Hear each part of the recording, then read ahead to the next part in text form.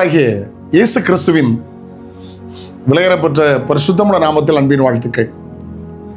இந்த காலையில் உங்களை சந்திப்பதில் மகிழ்ச்சி அடைகிறேன். இந்த நாள் உங்களுக்கு ஆசீர்வாதமாய் மாறுவதாக. பெற்றோருக்கு கீழ்ப்படியுங்கள், புருஷனுக்கு கீழ்ப்படியுங்கள். அல்லேலூயா. புருஷன் மனைவி ஒருவருக்கொருவர் கீழ்ப்படியுங்கள். Praise the Lord. கீழ்ப்படிதல் ஆசீர்வாதத்தை கொண்டு வரும். கீழ்ப்படியாவின் பிள்ளைகள் மேல் தேவ கோபாக்கினை கொண்டு வரும். ஒரு வசனத்தை வாசிக்கலாமா? நீதிமொழிகள் 15:31. ஆமென். ஜீவனுக்கு ஏதுவான கடிந்து கொள்ளுதலை ஏற்றுக்கொள்ளும் காது. பாருங்க, ஜீவனுக்கு ஏதுவான கடிந்து கொள்ளுதல். ஜீவன் என்ன? நித்திய ஜீவன், பரலோக ராஜ்யம். ஒரு மனிதனுக்கு எவ்வளவு ஆஸ்தி இருந்தாலும் அது அவனுக்கு ஜீவன் அல்ல.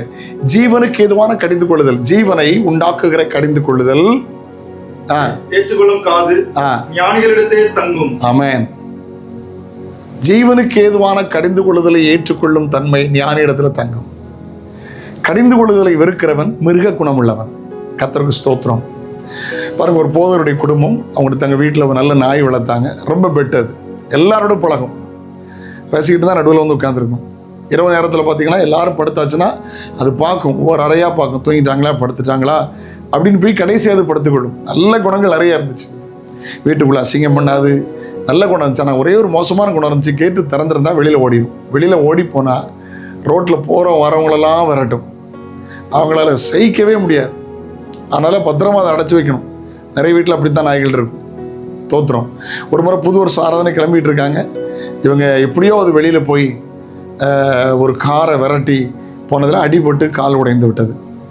இவங்க அவசரமாக மிருக வைத்தியத்தை கொண்டு போனாங்க. அவங்க சொன்னாங்க, ரொம்ப அடிபட்டுருக்கு, நொறுங்கிட்டு, இந்த காலை சரி பண்ண $5000 வேணும்.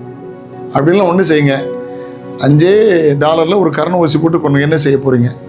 $5000னா 50-45. இப்போ உங்களை கணக்கு போட்டு பார்த்தா நம்ம ஊரில் 4.5 லட்ச ரூபா.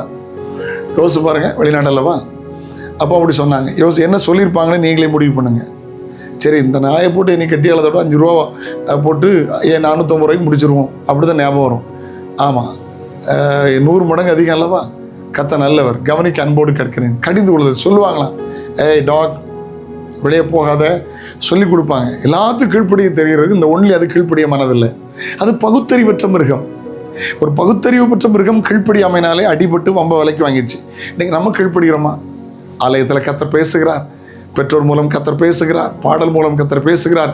கீழ்ப்படிதல் ஆசீர்வாதத்தை கொண்டு வரும். கீழ்ப்படியாமை, ஆமென், அல்லேலூயா, பிரச்சனை கொண்டு வரும். கீழ்ப்படியாமையின் பிள்ளைகள் மேல் தேவனுடைய கோபாக்கினை வரும். Praise the Lord. கீழ்ப்படுகிறவங்களா மாறும். அல்ல ஏத்திருக்காதுங்க. அந்த கிருபைகளை கர்த்தர் உங்களுக்கு தருவாராக. வாசிக்கலாம். ஜீவனுக்கு ஏதுவான ஆமென் கடிந்து கொள்ளுதலை ஏற்றுக்கொள்ளும் காது. ஏற்கனவே வாசித்தோம், மறுபடியும் ரிமைண்ட் பண்றேன். ஜீவனுக்கு ஏதுவான கடிந்து கொள்ளுதலை ஏற்றுக்கொள்ளும் காது. ஜீவனுக்கு ஏதுவான கடிந்து கொள்ளுதலை இந்த காது ஏற்றுக்கொள்ள வேண்டும். அல்லல் தட்டக்கூடாது. அந்த கிருபைகளை கர்த்தர் உங்களுக்கு தருவார். ஆமென். கீழ்ப்படிதலை கற்றுக்கொள்வோம். ஆமென். ஆசீர்வாதத்தை தேவனிடத்திலிருந்து பெற்றுக்கொள்வோம். நாளை உங்களை சந்திக்கிறேன்.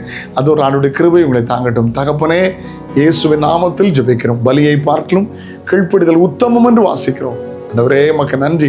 கீழ்ப்படியாத சவுலை போல் இல்லை, கீழ்ப்படிந்த தேவனிடத்தில் ஆசீர்வாதத்தை பெற்றுக்கொள்கிறவர்களா எங்களை மாற்றும். நன்மை கிருபை தொடரட்டும். இயேசுவின் நாமத்தில் ஜெபங்களும் பிதாவே. ஆமென், ஆமென், ஆமென். God bless you. Have a nice day.